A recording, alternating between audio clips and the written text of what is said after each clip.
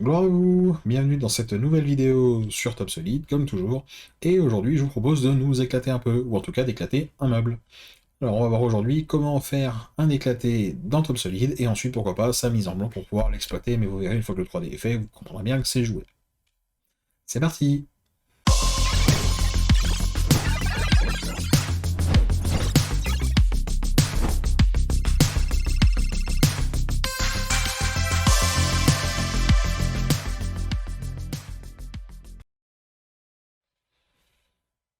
Voilà un meuble, tout ce qu'il y a de plus basique, évidemment fait uniquement en composant de bibliothèque, pour qu'on ait le cas difficile, sinon l'éclater est encore plus simple.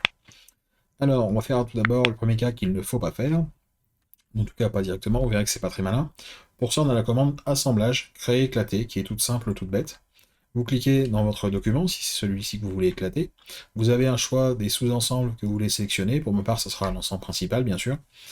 Et ensuite, vous pouvez sélectionner un modèle de document. Pour ma part, je vais partir sur pas de modèle, comme ça, hop là, pas de souci. Éclater les composants standards, je vais mettre non, volontairement. Et on va se faire un éclaté sphérique. OK. Coefficient de le centre de l'éclaté, je vais prendre le repère absolu.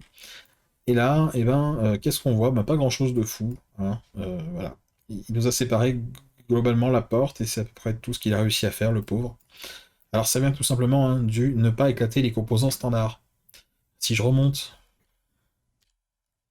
voir ici, ben, mon caisson, c'est un ensemble, ma porte, c'est un ensemble, mon rayon, c'est un ensemble. Et je lui ai expressément dit de ne pas éclater les composants standards, comprenez par là les composants de bibliothèque. Et ben du coup, c'est ce qu'il a fait. Il a bien séparé la porte du reste, les rayons ont certainement dû bouger dans un certain sens eux aussi. Mais vous voyez que ben voilà, le composant porte avec ses charnières n'est pas disloqué, et le composant caisson non plus. Du coup, si cette fois on fait un assemblage, créer éclaté, je sélectionne la pièce, je prends l'ensemble principal, je fais bien pas de modèle, et que je mets oui sur les composants standards, toujours en sphérique, et que je mets un coefficient à 2 avec pour centre le repère absolu, on a cette fois quelque chose de beaucoup plus sympathique et de beaucoup plus visuel, qui correspond un peu mieux à ce qu'on espérait, ou en tout cas à ce qu'on pouvait attendre de cet élément-là. Alors vous noterez bien deux choses. L'éclaté est créé dans un document annexe, c'est-à-dire que c'est un autre document, un autre point top qu'il vous faudra enregistrer. Ainsi donc, lorsque je vais faire la mise en plan, on est bien d'accord que ce document-là n'est pas concerné, il n'est que le lien pour avoir celui-ci. Pour revenir ici dans l'ensemble, on voit bien que l'ensemble utilisé, c'est celui-ci, qu'il vient de ce document-là, mais ça va s'arrêter là. La mise en plan de l'éclaté ne peut pas se faire dans ce document d'origine, il faut bien la faire sur le document final. C'est peut-être enfoncer des portes ouvertes, mais je préfère le préciser, parce qu'il y a des fois on est tenté de se dire « Ah, il y a un lien, donc c'est bon ». Oui, il y a un lien, mais dans un seul sens. On va bien du 3D vers l'éclaté, et non pas l'inverse. Pour ce qui est de la mise en plan, bah après on va retourner sur quelque chose finalement d'assez classique. Alors après, je sais pas comment vous fonctionnez, moi je vais passer par la flemme. Hein. Bon, on va faire celui-ci, on va pas s'embêter. Hop.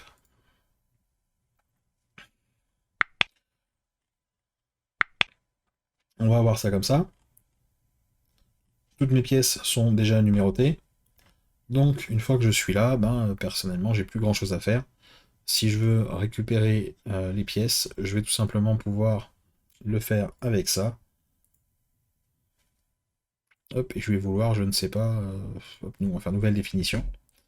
On va mettre le repère et la désignation de la pièce en dessous. Et je me retrouve bien avec chaque pièce clairement identifiée. On va passer ça en grand, ça sera plus sympa, vous verrez mieux. Et voilà le résultat. Alors attention, hein, on est tous tentés par les éclater, c'est super, c'est royal, c'est génial. Donc évidemment, sur un seul meuble, facile, ça rend bien, conceptuellement, pas de problème. Vous imaginez bien que si on commence à faire ça sur une cuisine tout entière, on tue les gens. Hein. Le premier qui me fait un éclaté d'une cuisine entière, le machin ça devient juste illisible, il y a 50 bulles de partout, et encore je suis sympa pour 50. Voilà. Donc l'idée encore une fois, c'est d'utiliser ça avec parcimonie et avec intelligence. Encore une fois, il vaut mieux être ingénieux que autre chose. Mais dans l'idée, si vous avez un meuble un peu complexe, avec 27 séparations horizontales, verticales, parce qu'on en a dans tous les sens, parce que le client, on a un jeu de géométrie dans une magnifique bibliothèque, voilà, avec des éléments qui ont tous le même nom, et ben ça va être sympa à l'atelier de pouvoir avoir chaque pièce bien isolée, bien séparée, d'avoir l'éclaté bien propre, avec chaque pièce sur son repère, notamment pour la partie passage en programmation en usinage, où chaque pièce va être clairement identifiée, et ça sera aussi beaucoup plus facile pour le remontage de cet élément en atelier. Alors voilà, j'espère que vous avez bien noté la manip. Assemblage, créer éclaté. Notez que quand vous êtes dans la fonction, un petit F1 vous enverra sur l'aide. Et si vous tapez éclaté dans la barre de recherche, vous aurez les explications pour les deux fonctions, créer éclaté et créer axe d'éclaté, qui était juste en dessous, de manière à pouvoir faire des choses un petit peu plus complètes, si vous avez besoin d'aller plus loin dans vos éclatés. Encore une fois, rien de mystérieux là-dedans, hein, je vous laisserai aller lire pour comprendre comment ça fonctionne. Mais grosso merdo, on retombe sur ce qu'on vient de faire ici. Donc à bien maîtriser le document de base, à enregistrer quelque part. Ça crée un second document qui prend racine sur le... On a bien ce lien entre les deux, mais dans un seul sens. Et puis enfin, le document plan, ensuite, sur lequel il n'y a pas de sujet. C'est plus à vous de voir ce que vous voulez en faire et les infos que vous souhaitez ressortir de ce document.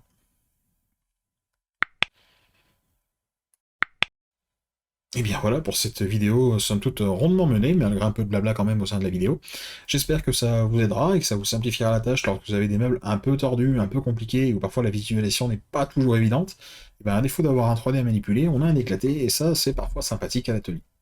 Voilà, amusez-vous bien, bonne journée!